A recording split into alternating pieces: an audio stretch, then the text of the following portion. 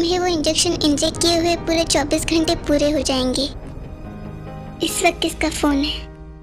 ये किसका नंबर है? कहीं ये तो तुम यही गई हो।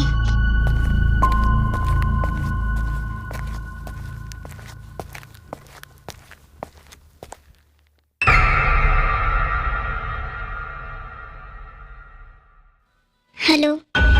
इतनी देर क्यों करती? तो मेरा शक सही था कि ये तुम ही हो। क्या मतलब कि मैं ही हूँ? सीधे सीधे बताओ, काम क्या है, किस लिए आए हो यहाँ? तुम्हें ये बताने कि तुम्हारे वैम्पायर बनने की घड़ी पास आने वाली है, इसलिए जितना वक्त अपने प्यार के साथ बिताना चाहते हो बिता लो। क्योंकि भले अब वो इंसान है, पर अब तुम कौन हो वो मत भूलना। तुम्हारे आयु को बचाने के हर बढ़ते कदम के साथ उसकी जिंदगी और तुम्हारे और मौत के फासले को कम करती जा रही है। पर इसमें तो वक्त था ना। ये वक्त तुमने ही कम किया है। वो कैसे? जब तुमने आयु की जान बचाने के लिए उसे वो इंजेक्शन इंजेक्ट किया, तब तुमने बहुत ही अच्छा काम किया, उसकी जान बचाकर, उसे एक नई जिंदगी देकर। यानी कि इंसानियत वाला काम जो एक वैम्पायर के लिए करना सख्त मना है। तो इसमें मेरी क्या गलती? गलती तुम्हारी ये है कि तुमने अपने प्यार को बचाने के लिए एक इंसानियत का काम किया, जो तुम्हारी सजा के तौर पर तुम्हारे वैम्पायर बनने की ओर एक और कदम है। जहाँ तुम्हें वैम्पायर बनने के लिए पूरे 15 साल लगने वाले थे, अब वो तुम बस 2 दिन में बन जाओगे। तुम्हारे अंदर तुम्हारे वैम्पायर होने के बदलाव को तुम खुद देख पाओगे। आने वाले कुछ दिनों में ही तुम्हें तुम्हारे अंदर वैम्पायर होने के बदलाव नजर आने लगेंगे, और बहुत जल्द तुम भी एक हाफ वैम्पायर से एक असली वैम्पायर में कन्वर्ट हो जाओगे। मुबारक हो न्यू वैम्पायर, तुम्हें तुम्हारे पहले प्यार की जिंदगी और अपनी जिंदा मौत मुबारक हो। चलो, मेरा तुम तक मैसेज पहुंचाने का काम पूरा हुआ। अब बाकी सब तुम्हारे हाथ में है। वैसे अगर तुम चाहो तो हाफ मून तुम्हें इससे आजादी दिला सकती है, लेकिन बदले में वो भी कुछ लेगी। क्या लेगी? वो तो मुझे भी नहीं पता, पर पहले उसे तो पता चल लेने दो कि वो ही हाफ मून है। तब तक के लिए अन्योन। तुम्हारे पास सिर्फ 2 दिन है। अब बहुत जल्द तुम भी एक वैम्पायर में कन्वर्ट हो जाओगे। अगर आयु को ये बात पता चली तो क्या वो मुझसे नफरत करेगी? नहीं, मुझे भरोसा है कि तुम मुझे समझोगी, मेरी प्रॉब्लम को समझोगी। पर मुझे लगता है एक बार मुझे उससे बात कर लेनी चाहिए। इसके इलाज के लिए ये सही रहेगा। आज ही मैंने किसी लड़की से फ्लर्टिंग की थी और आज ही ये। Sorry, I can hear you. घबराओ मत, तुम जल्दी ठीक हो जाओगे। मुझे यहाँ तुम्हारे इलाज के लिए तो भेजा गया है। तो कहाँ थे हम? हाँ, तुम्हारे इलाज पर। So can you ready? You know.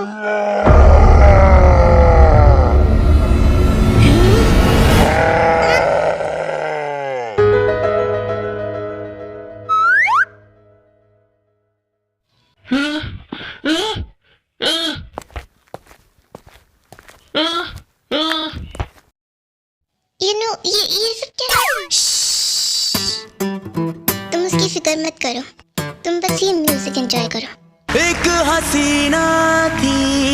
Okay, अब इसे सुनते हुए घर चले जाओ।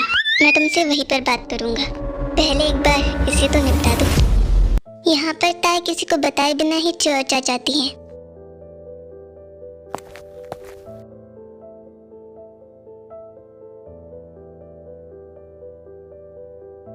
मैं हमेशा से ही ये बात मानती आई हूँ कि आप कभी किसी को बिना वजह इस दुनिया में नहीं भेजते।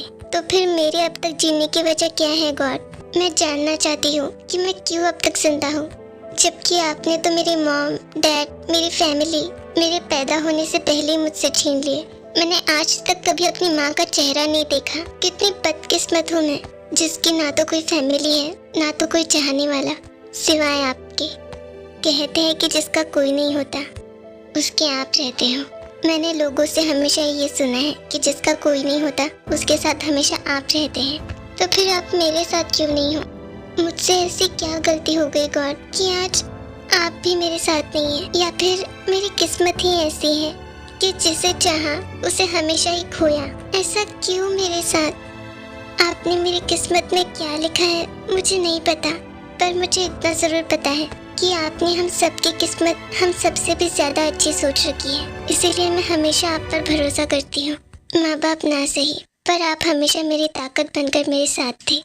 पर देखिए, मैं क्यों उनकी तरफ खींची चली जा रही हूँ, मुझे कुछ समझ नहीं आ रहा। प्लीज़ मुझे कोई रास्ता दिखाइए जिससे कि मैं इस कश्मकश को समझ पाऊँ। Please help me God. अब आप ही हैं जिस पे मैं भरोसा कर सकती हूँ। कहते हैं कि जब कुछ समझ न आए तो सब आप पर छोड़ देना चाहिए, क्योंकि आप हमसे बेहतर हमारे लिए सोचते हैं।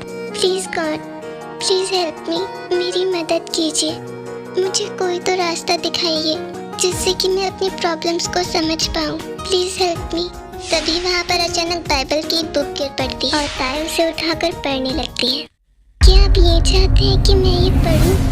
दरअसल वहाँ पर एक छोटा सा लाइब्रेरी स्टोर होता है जिसमें बाइबल के बुक के साथ साथ और भी कई सारी बुक्स होती हैं, जिनमें से एक होती है the story of half moon. और ताय की नज़र उसी बुक पर जाती है। जैसे ही ताय उस बुक को देखती है वो उसे निकाल लेती है। ये कैसी स्टोरी है, the story of half moon? माना जाता है कि काफ़ी पुरानी हिस्ट्रीज में से एक कहानी हाफ मून की भी है, जिसे बहुत कम लोग जानते हैं। कहानी शुरू होती है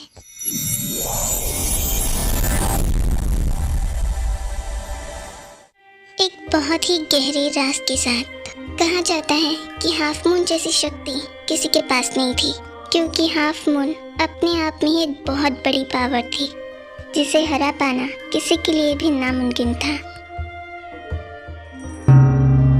कहा जाता है कि हाफ मून जैसी पावर्स किसी के पास नहीं थी, क्योंकि हाफ मून अपने आप में ही पावर ऑफ सोर्स थी।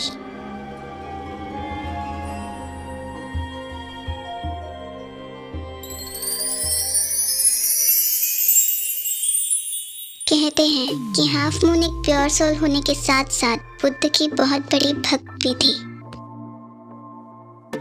कहा जाता है कि हाफ मून ने बिना कुछ चाहे बुद्ध की भक्ति की थी, जिसकी वजह से बुद्ध उस पर बहुत खुश थे। हाफ मून एक बहुत ही प्योर सोल और फरिश्ते का दिल रखने वाली लड़की थी, जिसकी खूबसूरती के चर्चे पूरे दुनिया जहां में थे।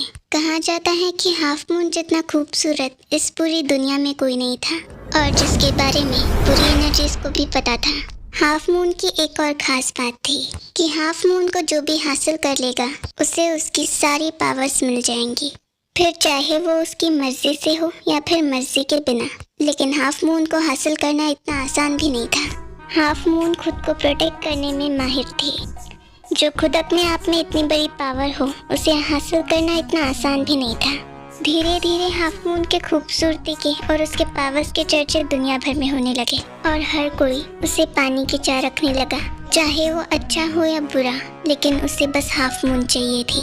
लेकिन कोई ऐसा था जिसे उसकी पावर्स और उसके साथ साथ कुछ और भी चाहिए था। एक डिमन के रूप में खुद एक डेविल था वो, काली ताकतों का बादशाह था वो। यहाँ तक कि बुराई भी उसके नाम से थर थर कांपती थी। वो हाफ मून के बारे में सब कुछ जानता था, उसकी पसंद नापसंद सब कुछ। और एक दिन उसने हाफ मून को अपना बनाने के लिए एक जाल बिछाया। उसने हाफ मून को बड़ी चालाकी से अपने जाल में फंसा लिया। हाफ मून को उसने अपने वश में कर लिया था, जिसकी वजह से हाफ मून पूरी तरीके से उसके काबू में आ गई, और वो जो कहता वो वही करती। लेकिन एक दिन जब बुराई के बाकी डीमंस को ये बात पता चली, और उन लोगों ने ये तय किया कि अगर हाफ मून उनकी नहीं हो सकती तो वो किसी की नहीं हो सकती। एक दिन उसके एक साथी ने ही हाफ मून को उससे अलग कर दिया, और हाफ मून पानी में जा गिरी। हाफ मून तब भी उस डीमन के हिप्नोटिज्म में कैद थी, इसलिए वो खुद को बचाने के लिए कुछ नहीं कर पाती। लेकिन हाफ मून तो बहुत ही पावरफुल एनर्जी थी, तो वो उस डीमन के कब्जे में इतनी आसानी से कैसे आ गई? आगे बढ़ती हूँ, शायद कुछ पता चल जाए। दरअसल उस डीमन ने हाफ मून को कैद करने के लिए अपना पूरा जोर लगा दिया। उसने कुछ ब्लैक मैजिक और अपनी पूरी ताकत के जरिए उसने हाफ मून को हिप्नोटाइज कर लिया, क्योंकि ये बात तो वो भी अच्छी तरीके से जानता था कि हाफ मून जैसी ताकत को अपने बस में करना इतना आसान भी नहीं था। और हाफ मून के जाते ही वो डीमन उसे पागलों की तरह ढूंढने लगा। उसके इस पागलपन के नतीजे को पूरी दुनिया भुगत रही थी, जिसे रोकना अब बहुत जरूरी हो गया था। अब पूरी दुनिया को बचाने बुद्ध खुद आए, लेकिन वो सिर्फ उस डीमन को रोक पाए दुनिया को खत्म करने से, जो कि वो हाफ मून को पाने के लिए कर रहा था। लेकिन वो उसके सर पे चढ़ी उस सनक को नहीं उतार पाए। इसीलिए उस डीमन को उन्होंने एक कर्ज दिया, एक श्राप, कि वो हमेशा के लिए उसी के दायरे में कैद होकर रह जाएगा। यानी कि वो कभी भी हाफ मून को पाने के लिए उस इलाके से बाहर नहीं आ सकता और वो सदियों तक ऐसे ही वहाँ कैद रहेगा। और जैसा कि हाफ मून उनकी बहुत बड़ी भक्त थी, तो हाफ मून को उन्होंने एक वरदान दिया कि वो हर सदी में किसी ना किसी रूप में जन्म लेगी, किसी और देश में, किसी और भेष में, लेकिन वो आएगी। और जब भी वो आएगी, इतिहास खुद को दोहराएगा। फिर से लोगों की चाहत उसके लिए वैसी बन जाएगी और उस डीमन की भी। इसका मतलब कि जब भी हाफ मून किसी भी सदी में जन्म लेगी, उस डीमन को भी ये बात पता चल जाएगी। तो क्या अब भी हाफ मून होती होगी? उसका तो पता नहीं, पर मेरे प्रोजेक्ट की तो तैयारी हो गई। अच्छा कि मैं उस करुण कापियम बुक पे डिपेंडेंट नहीं रही। सब कुछ ठीक से तो लिखा है ना? एक बार लाइट में चेक कर लेती हूँ।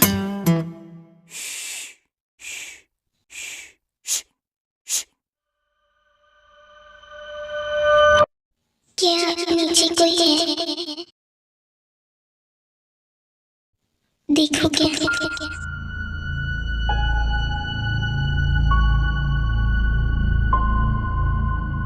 कुछ भी नहीं है, मैं तो खामखा ही डर रही थी।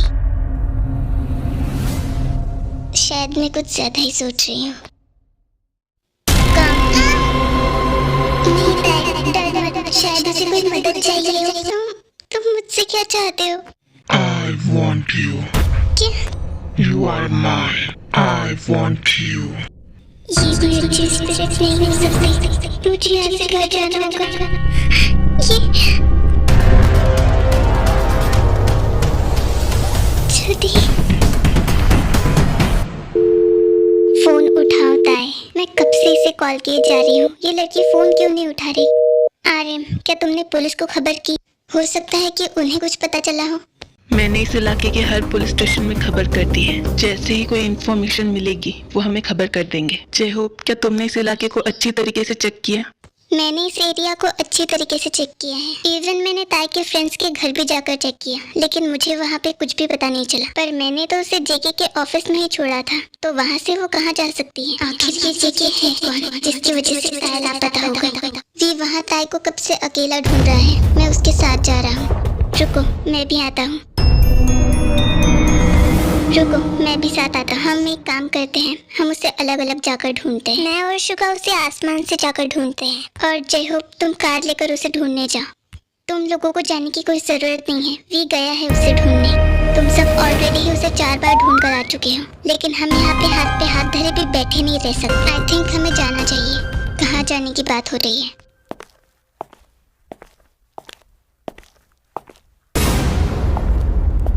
ओह, तो अब आपको आपके ऑफिस से फुर्सत मिली है। सॉरी बेबी, ऑफिस में आज काम ज्यादा था। अगर आसमान से उड़कर आता तो लोग सवाल करते।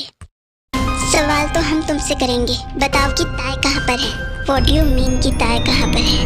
वाह, पहले तो चोरी, ऊपर से सीना चोरी। आखिरी बार ताई तुम्हारे ही साथ थी ना, तो अब तुम ही बताओ कि वो कहाँ पर है। Jimin, relax. तुम मुझे चुप कराने की जगह उसे क्यों नहीं कहते? आखिर उसकी वजह से ही तो ताई लापता हुई है, क्योंकि वही वैम्पायर्स के किंग है। इसलिए हम में से कोई भी उन पर उंगली तक नहीं उठा सकता। ओह अच्छा, तो यही है वैम्पायर्स का किंग। क्या कहा? ये वैम्पायर्स की किंग है? क्या तुम्हें सच में ये नहीं पता था? पता होता तो मैं ऐसा कुछ कहती क्या? माफ कीजिएगा किंग, मुझे इस बारे में नहीं पता था। ये सब छोड़ो, पहले ताई के बारे में सोचो। वो इस वक्त कहाँ होगी? क्या मतलब कि ताई कहाँ पर है? क्या वो घर पर नहीं है? नहीं किंग, ताई घर पर नहीं आई, बल्कि हम सब तो उसे कब से ढूंढने की कोशिश कर रहे हैं। क्या मतलब कि कोशिश कर रहे हैं? मतलब कि हमने उसे हर गली इलाके में छान मारा, लेकिन वो हमें कहीं पर भी नहीं मिली। पता नहीं ताई कहाँ चली गई। क्या तुम लोगों ने उसके फ्रेंड्स के घर जाकर चेक किया? हाँ, जय होप ने वहाँ पर भी जाकर चेक किया, लेकिन वो उसे वहाँ पर भी नहीं मिली। और वी तो उसे अब तक ढूंढ ही रहा है। क्या ताई आज पूरे दिन से घर नहीं आई? नहीं, और तुम लोग बस यहाँ पे उसे ढूंढने की कोशिश ही किए जा रहे हो। कहीं वो उस बात का पूरा मन कर मैं उसे ढूंढने जा रहा हूँ। जेके ताई को ढूंढने जा ही रहा होता है कि उधर से वी आ जाता है। क्या तुम्हें ताई मिली? क्या हुआ, तुम इतने चुप क्यों हो? कुछ तो बताओ कि ताई मिली या नहीं।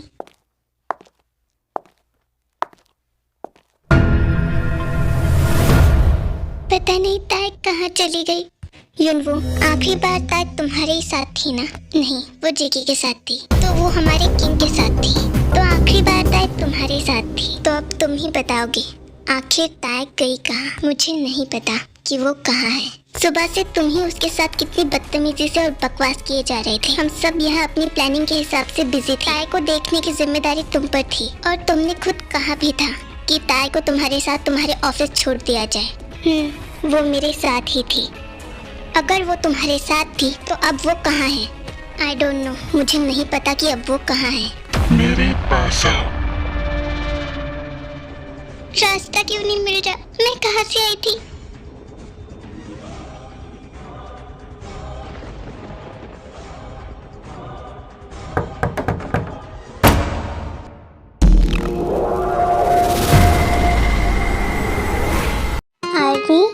Like, share, comment and subscribe to this channel.